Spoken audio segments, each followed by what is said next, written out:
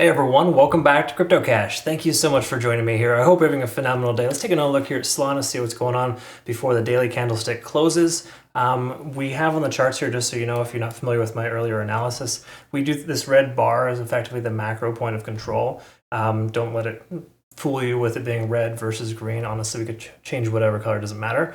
The key takeaway here is that it's a primary area of volume. That's where most people want to buy between 130 and 145.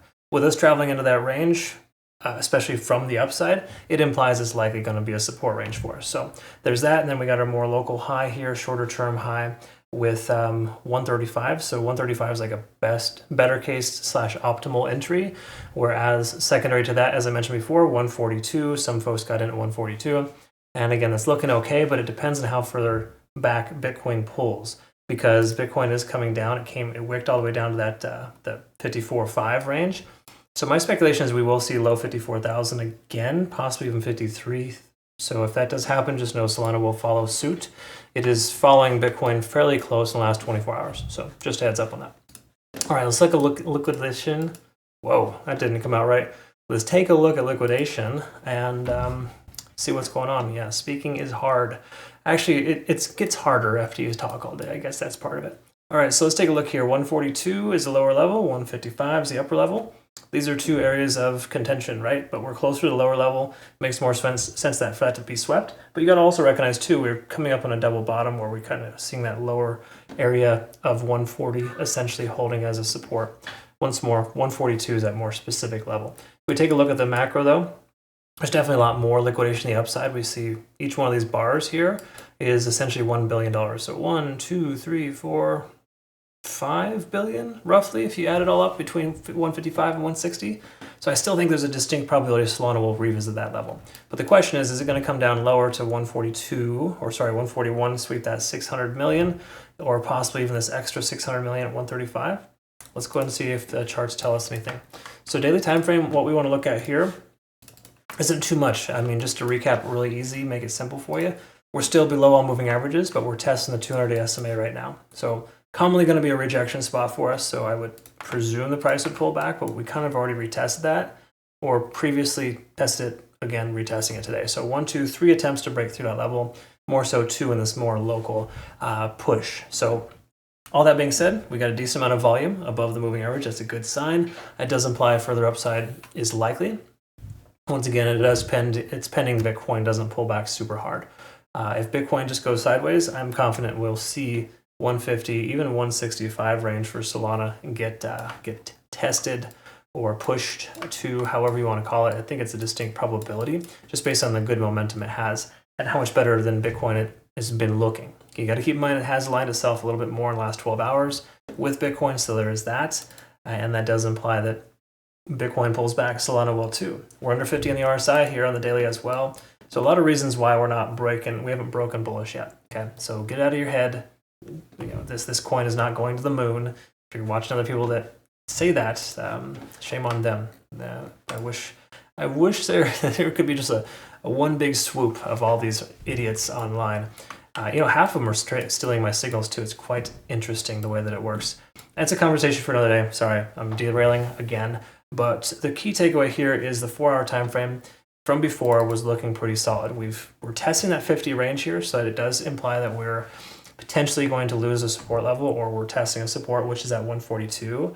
So my speculation here is that with stochastic RSI swinging down, MACD diverging, there's a decent chance that we see further downside if Bitcoin continues lower. However, all we need is Bitcoin to stay in 55 to 56K range, possibly even higher. We're going to see another leg up. Because you look at this 0.382 fib level, we can see a retest there, or just quite a few attempts to break it. Took about 12 hours to break through. Comes back down to retest here as a support, and once more again there too. So if we saw this, when you saw this liquidation levels here, you can kind of see it pretty clear. This 141 range, that 300 and some odd million, pretty much $1 billion if you kind of add it all up together. That's a lot of confidence there based on that being a support level. Okay, so again, you can kind of see double bottom-ish, probably a little easier. That actually kind of looked like a smiley face.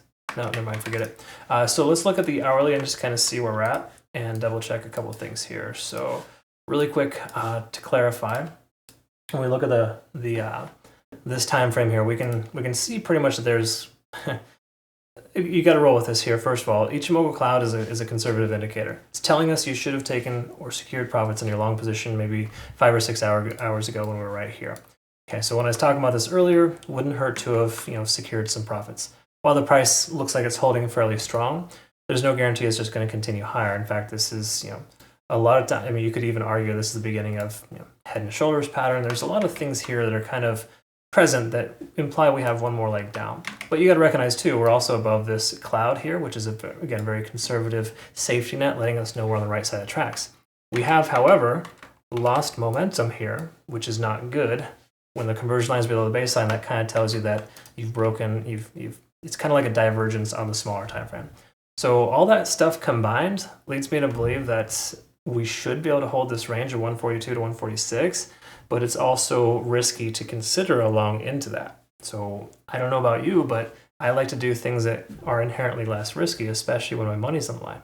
So it's really up to you on how you want to manage this or do this. Everyone has different risk tolerances, but to me, it just doesn't seem sensible to get into a long position just yet. I'd much rather get along at 135 and can consider that as an option. Okay, again, I have my alert set here. If the price pulls back to low 54s, maybe that 53K range for Bitcoin, pending Bitcoin didn't lose any substantial support ranges and becomes invalidated for its current short position, then I would say that we're in a situation where Solana should likely bounce off that lower level in the 130 to 135. Hence, if it comes down that low. Hence the reason why you want to be very careful and cautious no matter what the case is. So me personally, I would just be cautious and careful. Obviously, that's different for everyone. And I do appreciate the awesome feedback I've been getting here lately. So thanks again so much for that. That's really all we have here so far. Good news is, though, 130 to 142, anywhere in this range is probably going to be a good, safe place.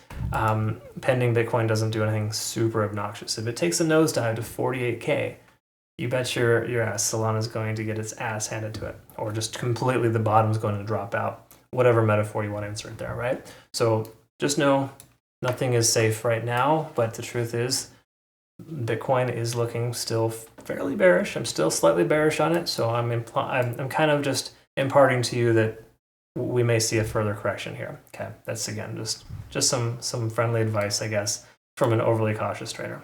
I hope it makes sense. Thanks again. We'll look forward to seeing you on the next one. Have a great rest of your day. We'll see you soon. Take care.